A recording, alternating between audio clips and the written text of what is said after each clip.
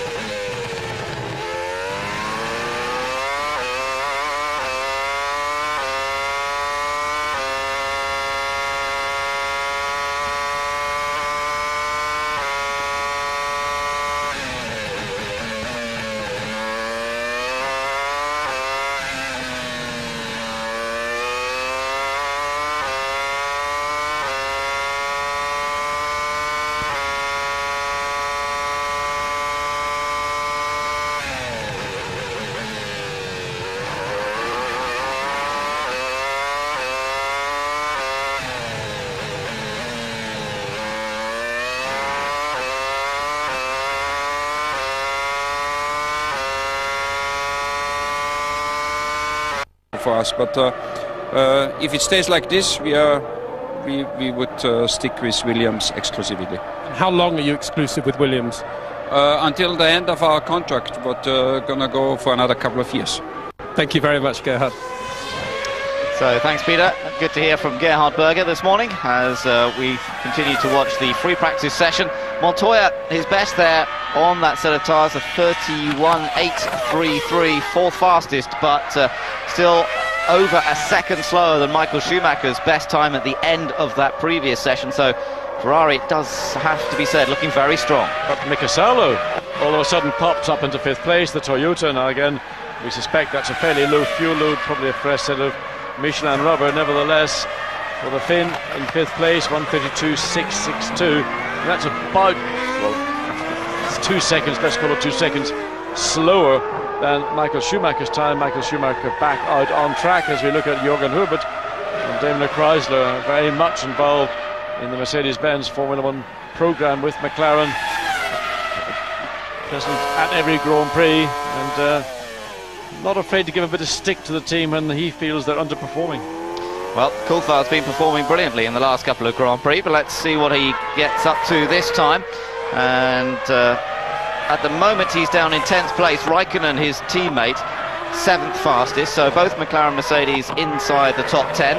But of course they'll be looking at starting up on the first, well, perhaps the second and third rows is really their realistic ambition, and that's what David said to us yesterday. To get onto the second and third rows, they will still have to be trying to challenge Williams BMW in particular, and that's still a tough target for them. Renault won't be far behind, I'm sure, so the battle behind Ferrari and Williams could be very, very tight once again in the qualifying session this afternoon. It does look as though Toyota could be featuring up in that top 10 again. As we've seen on a couple of occasions, they were a bit disappointing in Canada. They didn't get the car well over the curbs, but Salo has been running fairly quickly all weekend here at the Nürburgring. Yes, it'll all depend really what happens when we get to the end of this 45-minute session. Salo sort of rather shown his hand early. Nonetheless, he has achieved the time, some 2 seconds slower than Ferrari, but Ferrari clearly very much the dominant car and team here with Bridgestone. As Coulthard, this is just slowing down, and DC coming in. I think he might just be looking for track space. Position. He's just looking for track position, yeah. Looks as though he's on a fairly worn set of tyres, so we wouldn't expect to see any mega times coming from the Scotsman at this stage, but building really on trying to improve the race and the qualifying setup ready for this afternoon. Dave Richards keeps an eye on proceedings in the BAR pit. Now, the new Honda engine is being run today by both BAR and Jordan. They ran it yesterday, but it's a Step 2 version, David Richards was telling us yesterday. A Step 2 version for today, so hopefully a bit more power with this brand new Honda engine. Jacques Villeneuve and Jock Clear discussing setup, discussing situations here in preparation for his next run, but he's all the way down in 18th position. And there's, from the body language, you could see that they didn't really look that confident, that happy, not quite sure where to go next sort of thing. Well, Michael Schumacher, let's watch him through the RTL curve and then the exit of the pit curve onto the fastest part of the circuit, and also second split should be coming up as he improved, released 3/10 down and his quickest so far today. 6 races Michael Schumacher's contested here at the Nürburgring over the years, so he's only been on pole twice actually in those 6 events, and has had 3 victories, so it's been a reasonable run of success, but he certainly hasn't always dominated at this track. And he'll be looking to try and make it a hat-trick of wins this year. He's won the last 2 Grand Prix, but he's only taken the 2 pole positions. That was one last year, and previous pole before that was some time ago, in fact, back in 1998. Well, Nick Heidfeld, personal best all the way around the circuit. In fact, he now goes 5th place and demotes Mika Salo down 1 to 6th. And both Saubers in the top 8. Felipe Massa is 8th quickest. Currently he's just out starting a lap. As we look at Mika Salo, as the Toyota pushed back into the garage and looking down through the timing screens to see any further improvements. Well, Frentzen showing his last lap, that was lap 13. Fun enough, put him up to position 13. So we've got the 2 Ferraris there. We've got Barrichello, he's second fastest, remember, to his teammate. Then we've got the 2 Williams BMWs. Then the Sauber of Nick Heidfeld, the Toyota of Mika Salo, and then the McLaren of Kimi Raikkonen. Then it's Massa, Button, Coulthard. Jarno Trulli's down in 11th. McNish is 12th, just ahead of Frentzen, who's 13th. And then it's Panis, Fisichella and Sato, 16th. So both Jordans quite a long way down. Rubens Barrichello, irrepressible, fastest of all, quicker than teammate Michael Schumacher through that first sector. So it's not just Michael Schumacher who's getting the job done once again for Ferrari. There's Luciano Berti, who looks on, one of the 2 test drivers Ferrari employ. And Rubens Barrichello up for it once again, and really waiting for Michael Schumacher to tie up the World Championship so as he can start winning maybe more than that single Grand Prix attributable to him back in Germany in Hockenheim in 2000. Yes, of course, he's been contesting pole position with Michael Schumacher several times this year, and there's no team orders when it does come to qualifying. It's each man for himself, and Rubens certainly had the advantage, particularly in Austria. He took pole in Melbourne, but he also took pole in Austria, and that was a very straightforward fight. In Melbourne, the weather conditions helped him a little bit with the timing, but at the A1 ring, there was no doubt about it. Barrichello took pole ahead of Michael Schumacher, having come close on a couple of previous occasions this year. So we could be in for quite a battle again between the 2 teammates for that top starting position here this afternoon.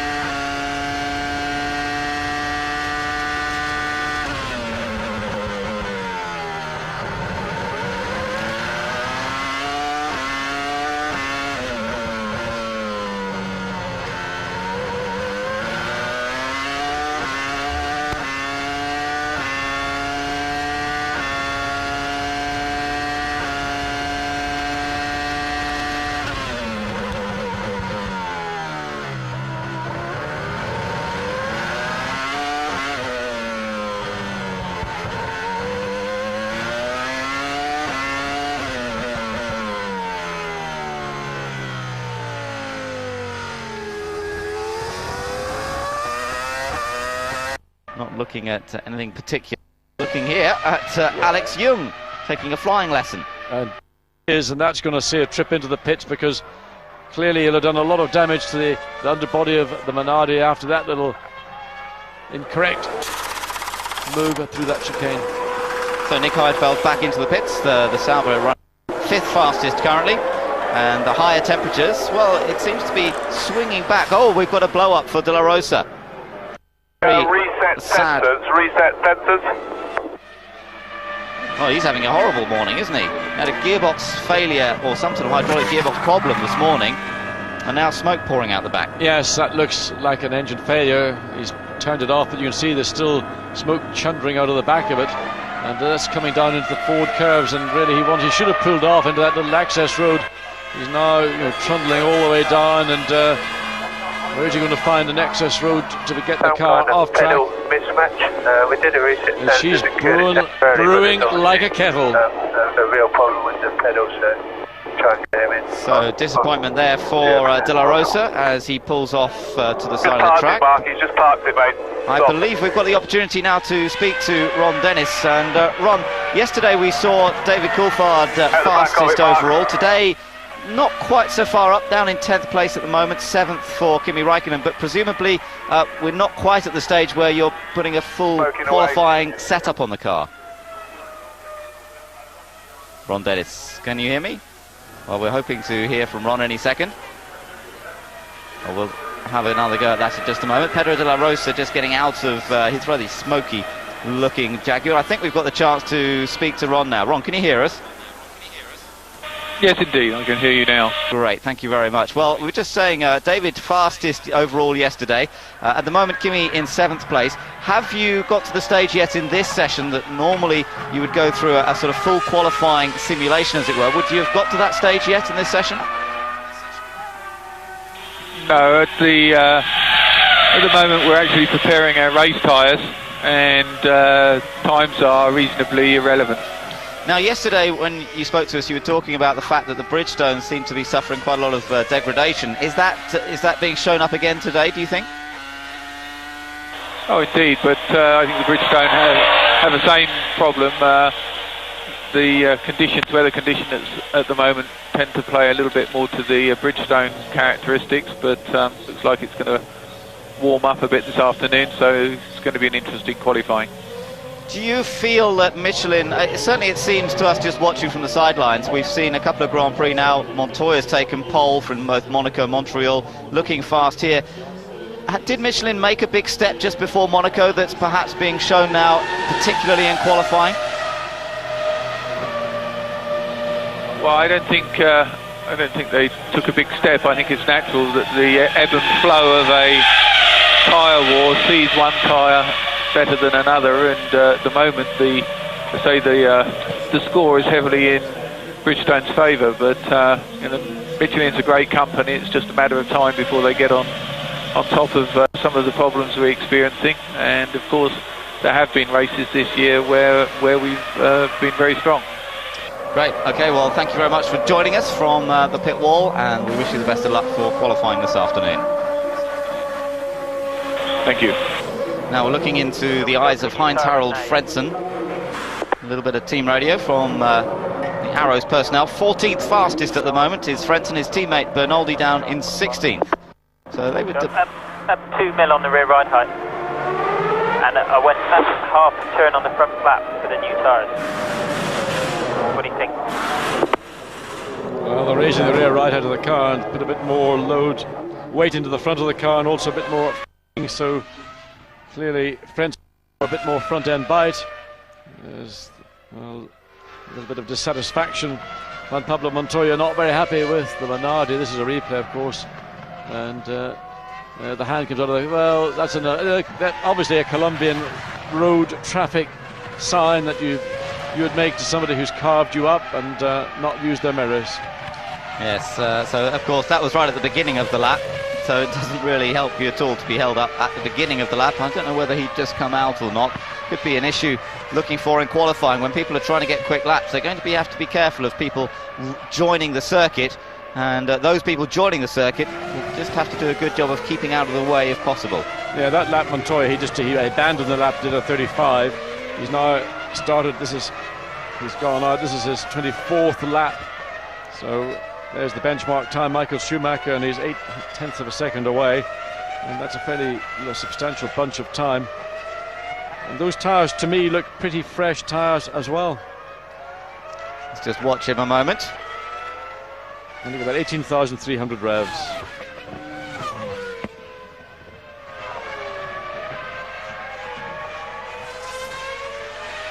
Again, still not flat through here. I should imagine in qualifying we'll hear that throttle nailed to the floor, but not quite the case in this free practice session as De La Rosa. Oh, and we've got one of the Renaults off the Button. Yes. Yeah, Jensen Button down at the corner. We just saw Montoya come through. That's the hairpin at the bottom of the hill there. You can see on the track map where the yellow flag zone is, although they've already withdrawn the yellows, so everyone can get on with it again. Button recovering without a problem. So this is Jensen Button coming down into the Dunlop curve, and it'll probably be a simple brake lockup. There it is, the slightly unloaded inside wheel. So Jensen just kisses the gravel, tries to get out of it as quickly as possible. Doesn't want to drag any of that gravel back on track, but inevitably some of it does. There you see it bouncing off the racetrack. And hopefully the gravel here is not as sharp as it has been at other venues. Yes, that's right. I think of Le Mans particularly last week, where it caused all sorts of problems.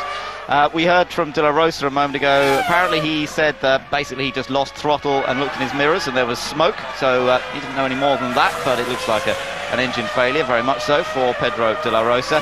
As we're now watching Michael Schumacher, fastest in this session so far, from just at the end of that first 45-minute session.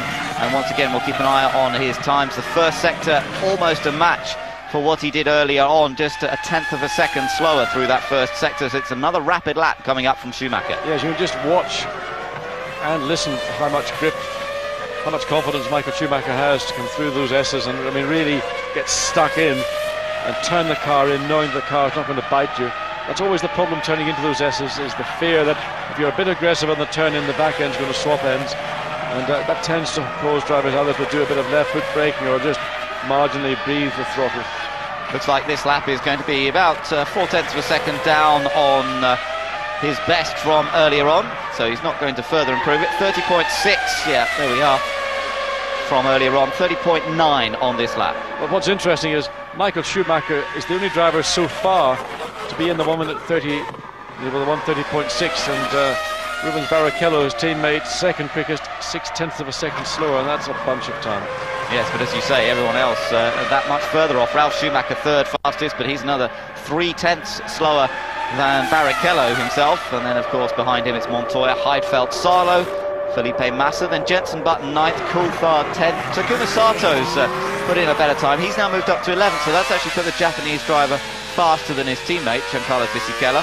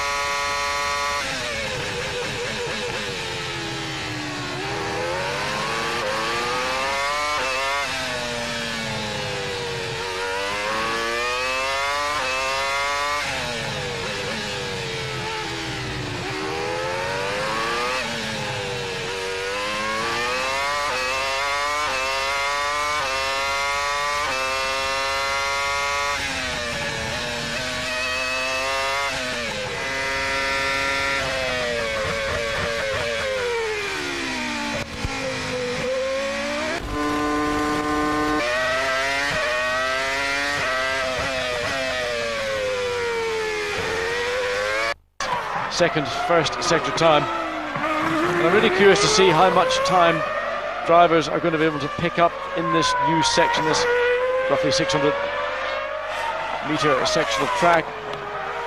And it's here you've got to hold the car on really tight to get a good exit to that final right hand corner, and it's the ability to hold the car on tight in that final part of the sequence of left hand corners that will be, for me, a pretty big key to a lap, and I think that's where Michael Schumacher, Ferrari and Bridgestone are doing so well. Well, he's on a good lap here, John, because that first sector, he's put up the purple sector time. He's fastest of everybody. Yes, when those tyres, I wasn't quite sure about the rears, but they look pretty new to me. It's just the way the light picked up on them coming out of that final curve as he set off on this lap. So David Coulthard, fastest of all so far this morning and of the 2 days in that first sector. Now just 2 corners away from bringing us the second sector times, and then it'll be just that final chicane. Well, he's twice been on pole position here at the Nürburgring in the past. First time was back in 1995 when he was driving for Williams, and then again in 2000, but ended up finishing in 3rd place in the rather wet race that came that year. So Coulthard looking today to hopefully get up on the first couple of rows on the grid. Let's see where this lap puts him. It's not fast enough to beat Schumacher despite that very fast first sector. Look how much off he is at the end of the lap. Ben, he lost 0.7 of a second in the second sector, and the balance 0.4 or so in that third sector, and that's where Michael Schumacher really is so strong. He's every sector he's getting the job done. So for David Coulthard and Michelin, there's something that they've got to work on in those two remaining sectors, because being quick in one is great, shows all the promise of a potential front row of the grid position, but then it just, 7 tenths in one sector is a terrible amount of time. Let's say 4 tenths you could probably just about justify, but a lot work in that middle part of this 3.1 mile circuit. So the pit board shows that he's now 5th overall, as we see Villeneuve's car. Looks like they're still experimenting a little bit with quarter weights. They've got the weigh pads under the wheels and just checking the weight distribution, perhaps maybe still moving the weight around in the car to try and improve the balance for the Canadian, as he languishes well down the timesheets at the moment in 19th position. I just wonder with Jacques Villeneuve, he and Jacques Claire, they've got a very clear philosophy about how they think the car should be and how Jacques wants it to be. If you put Jacques Villeneuve into Michael Schumacher's or Barrichello's Ferrari, do you think he could actually make the car, destroy that car, or would he actually just get on and drive it? I think the car's so good, I think you just get on and drive it. That 2002 Ferrari does look superb, doesn't it, John? And the way that Barrichello particularly has been so rapid in it, it just gives you the idea that perhaps any of the top drivers would certainly be able to do something with it. Yes, I don't disagree with you, but I still wonder if Jacques and Jacques Claire would still like to play around with it and take a good car and turn it into a bad one. Well, it has been known, of course, sometimes they can baffle themselves messing around with setups and trying to do different things, but the two of them very experienced, of course, and a great partnership. They have a really good spirit between them, both highly competitive individuals, and it's worked well for them, both at Williams. Of course, Jacques Claire and Jacques won 2 Grand Prix together when they were working for Williams here at the Nürburgring. Jacques' first ever Grand Prix victory coming here, and his last as well. And Jacques Claire was the man working on the setup on those occasions. Just listening to the radio a little bit for Montoya across the line. Well, I hope he's working on race setup, because certainly the times aren't very quick at the moment. Well, I think I beg your pardon, Montoya, you're running so far off the pace right now, is doing race work. Nevertheless, a driver like Montoya wants to go out and do fast laps. As many drivers do, it's one of the disciplines teams teach you. You've got to do your basic homework before you can go out and get all the glory from doing the single fast laps. And I think Montoya is still probably slightly in that mode. He wants to go out and be quickest because he likes showing people that he is so quick. And Williams, a pretty good university to learn that art. We're looking at the Brazilian, Felipe Massa. He was all excited about Brazil's win in that quarter-final yesterday. very, very up about it he was when we spoke to him yesterday morning, just after the match had finished, and then got out on track, and has been doing a pretty good job so far this weekend. He's 9th fastest so far. Hasn't been too wild. Sometimes we've seen him be pretty wild on occasion. We've seen 1 or 2 little mishaps. Let's see what he was up to here a moment ago.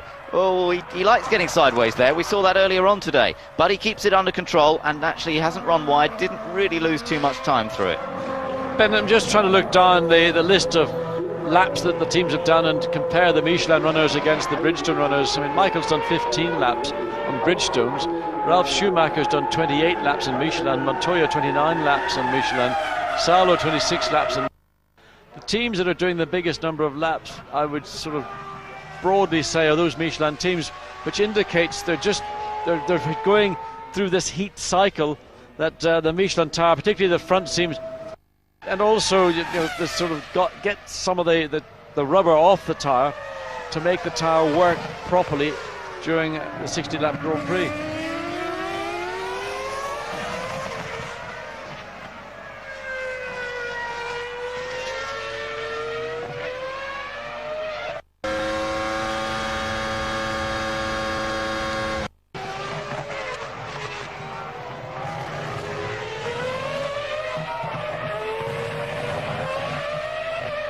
Well, the team's still working very much on getting these tyres to work effectively at this track and under the conditions that are here today. Of course, things may well change tomorrow. Temperatures may be quite different. Track temperature 22 degrees at the moment, and not so much humidity as we saw yesterday, but this is the man who is certainly setting the pace once again here today. Fairly worn fronts on that car. Yeah, the left front particularly is looks like it's seen better days. Nevertheless, interesting to see what time Michael Schumacher does on this set of tyres. Sometimes it's slightly misleading because You see the tyre in the pit lane, then you get this head-on view and you see a much clearer view of the tread depth. There's more tread depth that I can see on the Bridgestone and the Ferrari than we're seeing on the Michelin of the Williams or the McLaren. So he's letting it run very wide again. I mean, how many times has Felipe Massa gone off track? Either he just is a very slow learner, or he's just pushing the car every time to the limit, coming out of that turn 2. Yes, we are seeing, having said that he was behaving himself, we have seen him onto that extra tarmac and a number of times.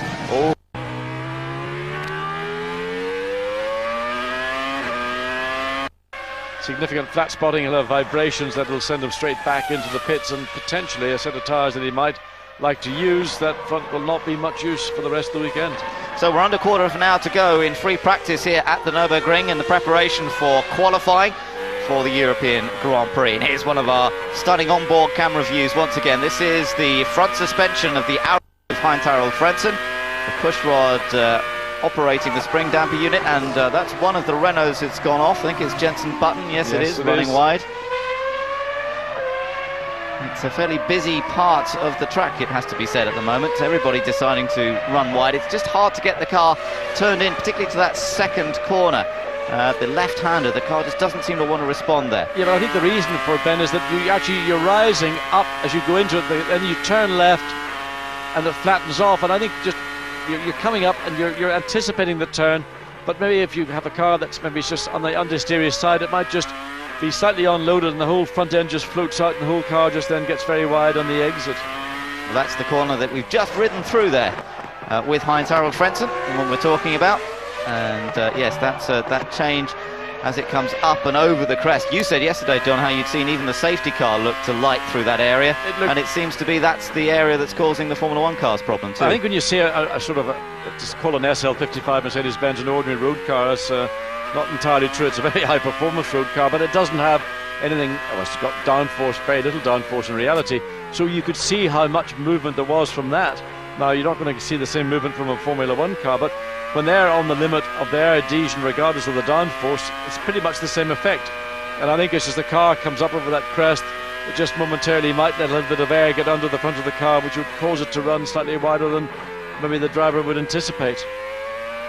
Just watching this shot, very little front suspension movement around most of the track, as you can see, indicating a fairly stiff suspension setup to control the chassis under the aerodynamic loads. Now watch coming up to the chicane. Oh, what a shame. We come off it just before the chicane, which is where we see the most suspension movement as they clatter over the curbs. But we're having a look in the Ferrari pit because they're making some rear wing changes here.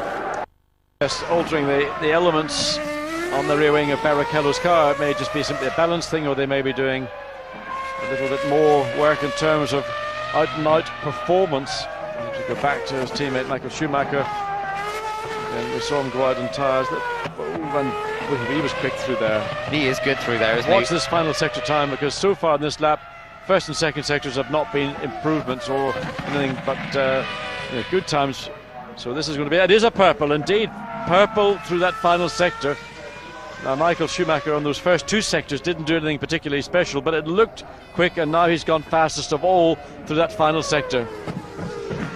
So the data channel on button 5 if you want to have a look at the times and see the latest that's happening. And remember, if you have a look at that, which is what Massa's looking at on his screen at the moment, the purple sector times do mean fastest of all in that section, or if it's on the actual lap time, that means of course fastest lap time overall.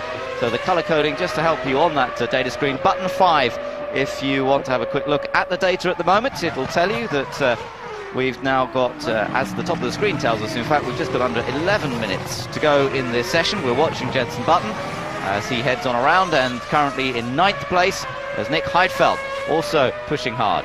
Heidfeld personal best in that first sector, and in fact not very far away, only hundredths of a second away through that first sector compared to Michael Schumacher.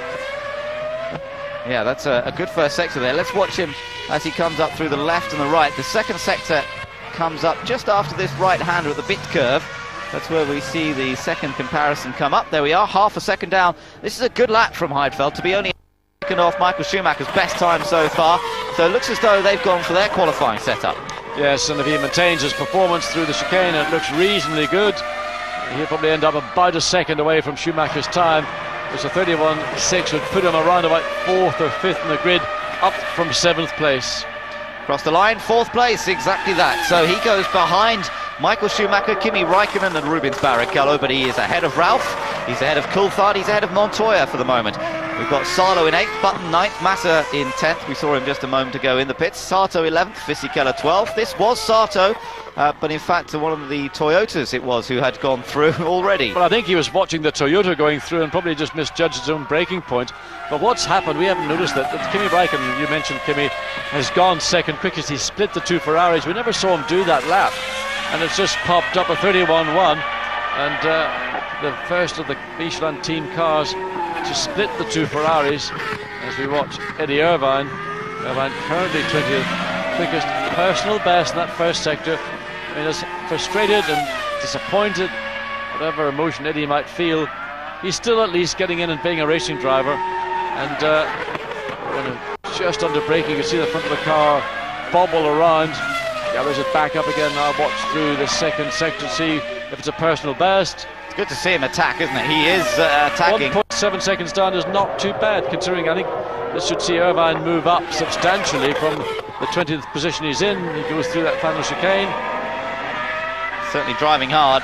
The car moving around well. You can see his hands working hard on the stick. Oh, he has to add extra lock in the middle of the corner there. That's not really ideal. The car not handling to perfection. 12th fastest though for Irvine.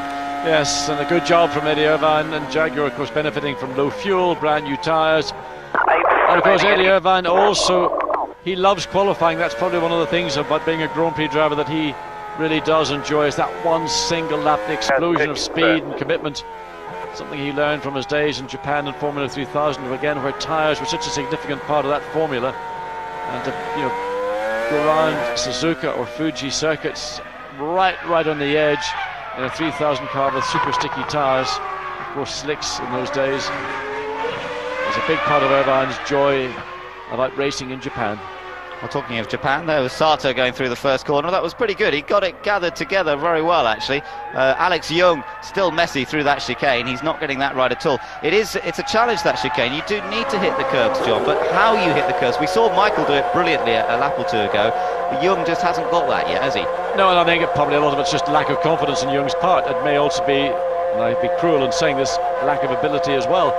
Nevertheless, that's a part of the circuit that requires huge amount of commitment, but you need a very strong, stable car under you to enable you to commit, to attack the first part of the curb and have a car that doesn't go all wayward between the two parts of the chicane. Now let's watch Montoya here through the first section. Look, it seems a long corner, that left-hander, doesn't it? He has to wait a long time. He has to wait a long time to get the gas on. Now keep the car in tight to the left. That's where the Ferrari, I think, is very, very good. They can hold the car on tighter than we're seeing from Montoya in the Williams, and then they'd be able to get a very good exit through the right part. Now this has got more flow to it, this section, the forward curve. Patrick Head and Frank Williams keeping an eye on progress of their Colombian charge. Traction control operates for a little while there, then it's the blast down towards the hairpin, back up to about 180 miles an hour, then onto the brakes. But 1.2 seconds down in that first sector. Clearly nowhere near good enough, and he's never going to claw back.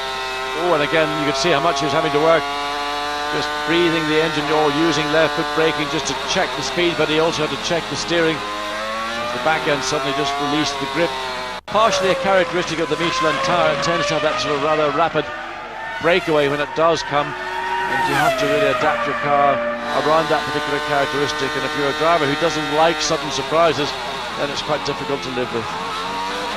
Through the chicane, he knows the track well, of course. He raced in 3000, raced Grand Prix last year, finished second to Michael Schumacher last season after Ralph had his problems for crossing the white line on the pit exit. So had a good result, crossed the line 4 seconds down. Well, I would imagine the tyres are used tyres. We thought he might, but at this late stage, be on a new set of tyres, but he obviously wasn't. And I think, again, it's another set of tyres that Williams and Michelin are going through this cycle to try and get some wear on the tyre before they use them for the Grand Prix. So Kimi Raikkonen, what's Raikkonen's time? He was 31.5, and that's again a second down on the best we've seen, so this lap will not see any improvement for the Finn. No, but he has, as you mentioned earlier, split the Ferraris already in this session. Well, that's, I think, about as flat as you can get up through the S's. Yeah, that sounded very committed. Just watch him through the next two. Ooh, he overran in there almost. Takes a lot of speed in though, doesn't he? Through that left-hander, back on the power. That's where it's so crucial to be fast onto the straight here.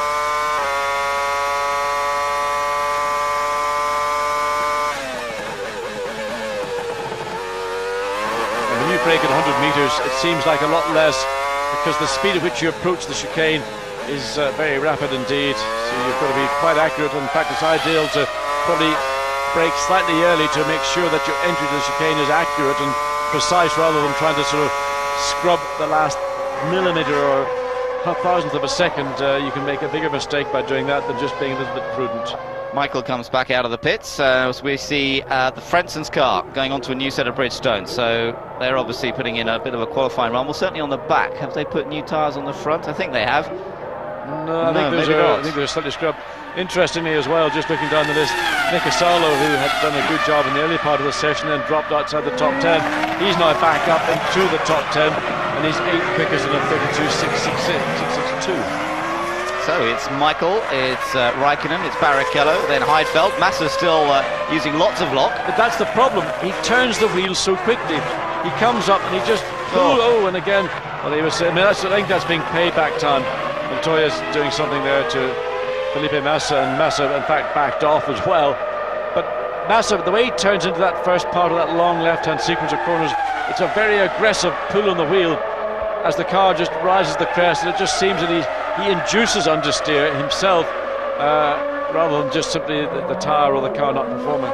Eddie Irvine's out of the car. He's where is he? He moved up to 12th with that last run that we were watching, where he was certainly attacking to see what the car would do. His teammate De La Rosa, you know, he's because of his problems this morning with the gearbox and then the engine failure, having completed only 6 laps, that's really going to hurt him when it comes to qualifying this afternoon. Alex Young is still our slowest car though, still ends up behind De La Rosa for the moment, with just under 3 minutes to go in the session. David Coulthard continuing the process, but just over a second down. But Jarno Trulli doing a pretty good job. He's about half a second, just under half a second slower than Schumacher in that first sector. We look at Jarno Trulli now, and now it's 1.5 seconds. Again, losing a second in that middle sector of this racetrack. And you know, if you can't maintain that half-second deficit in that first sector, well, it might be good enough to get him just inside the top 10. And teammate Jenson Button, he's 9th quickest, so Trulli would like to join him in that top 10. He's gone 8th, so good drive, yes. good final sector from Trulli. Just ahead of Mika Salo with that time, 32.412. That's 2/10 faster than Mika Salo's best so far. Button 10th fastest. Here's McNish, and Alan McNish 12th fastest, so that's good improvement for him. 32.863. Does look as though the Toyotas are threatening to be inside that top 10. Remember, their best qualifying effort, 9th and 10th at Monaco. They were in great form there, and perhaps they can repeat that sort of performance here at the Nürburgring. Be a good one if they can. Not far away from their Cologne base, where the factory creates the entire car, as Ferrari do themselves, of course. Michael Schumacher not on a quick lap. You can see how he's backed off at the moment. So that's Michael. He just started a lap. He was about 3.5–4 tenths down in that first sector, and then he suddenly backed off. Could have been traffic, could have been something he wasn't entirely happy with. John Todd and Ross Brawn. Ross constantly in contact with both his drivers, talks to Michael Schumacher pretty much all the way around the lap, as Patrick Head studies the screen and just says, well, what are we going to do? We've got Ralph in 5th, Montoya in 7th. They may have something that they're holding back, as we see Salo really running wide, and Salo goes 6th. So Toyota really are striding forward into the top 6 and ahead of Montoya and Coulthard. That's a great effort, it really is, and the experienced Finn, we're riding on board with him.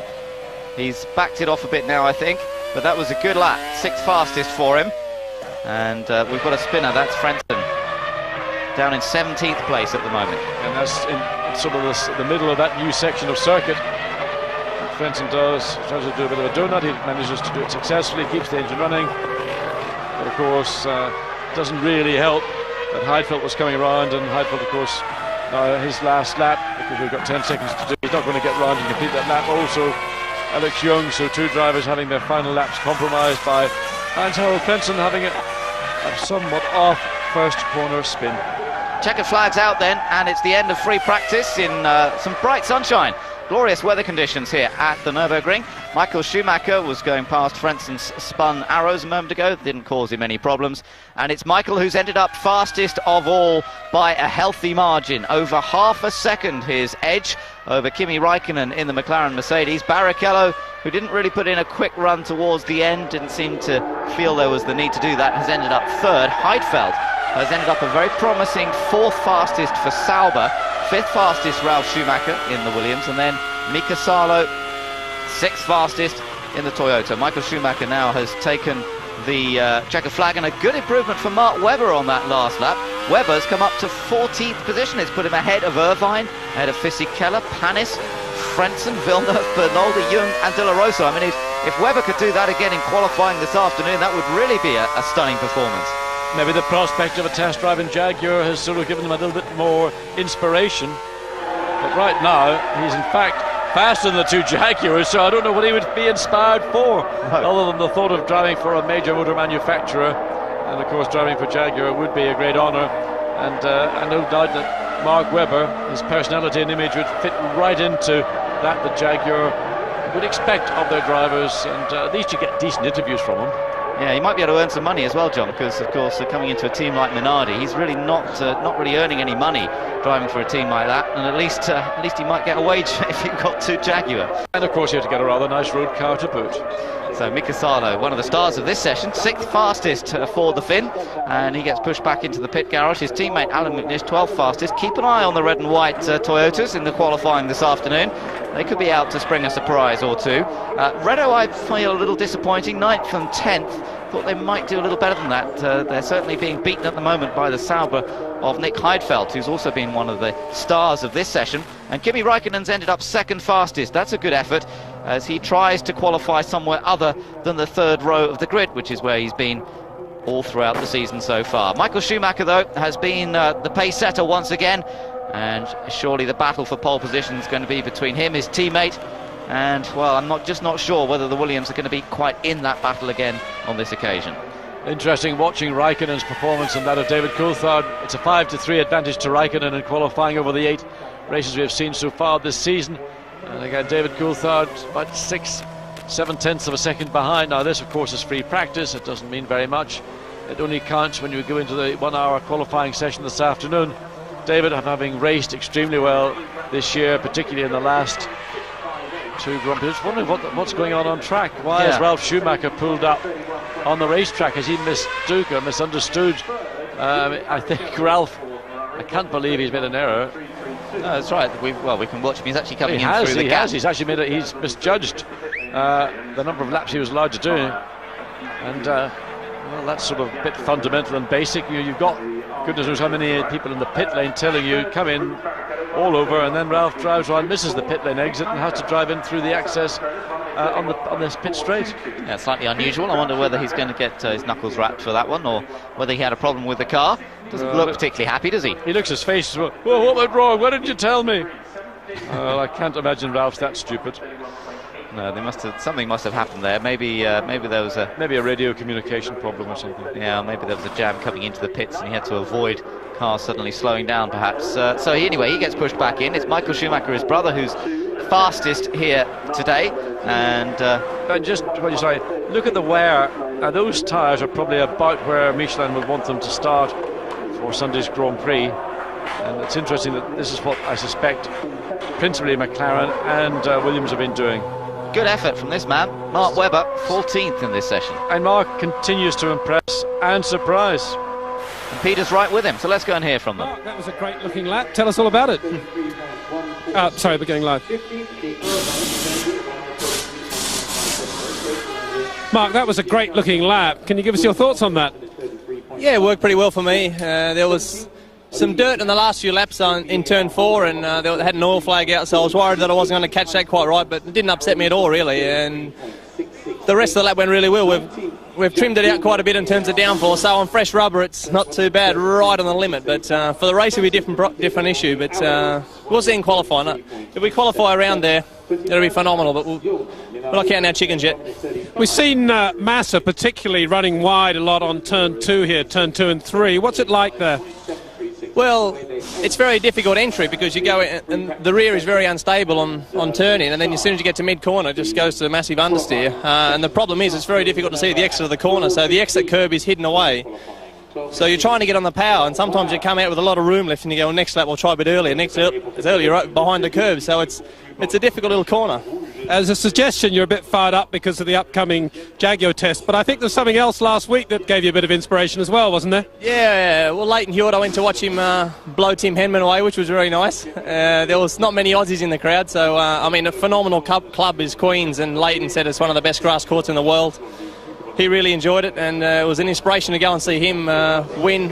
He's a life member at Queen's now, so he's really happy with that. And you were in Leighton's box, as it were, right by the court. Yeah, I was with his mother and father, and it was a really good day to see how pumped up he gets when he's winning. Great, well, great job, Mark. Thank you very much. So Peter Windsor gets Mark Webber to interview and I get Eddie Irvine. That is the luck of the draw, is it not? Let's look back now then at the highlights of the session so far. Before we do that, we're going to have a word with David Richards, team boss at BAR. David, thanks for joining us. New engine, but on the basis of results so far this weekend, things not looking so good. Yeah, I'm afraid that's about the case at the moment. But I think a lot of it down to the chassis side, getting the right setup, getting it across the curbs. Big things expected for Canada. Your people were saying that for weeks before that race. Would it be fair to say that maybe that turning point has yet to come? No, we delivered the performance we expected in Canada. We've never said it's a revolution, it's just a small step forward, and it most certainly was. The drivers were very pleased with the aero advantage that we had there. The car's more stable, easier to set up, and we're still working with Honda now, improving the engine side. You haven't been with the team that long. Are you having one eye on the next season the whole time? Is it difficult to concentrate on this season when really perhaps you're looking further ahead? Well, no, I wouldn't say difficult to concentrate, but clearly my role is looking at a far more strategic view into the long term, and I would say I'm looking actually 2 seasons ahead as much as next season and this season. Well, I don't know if statistics and history have anything to do with anything, but Jacques won his first and his last race here. Maybe history's on your side.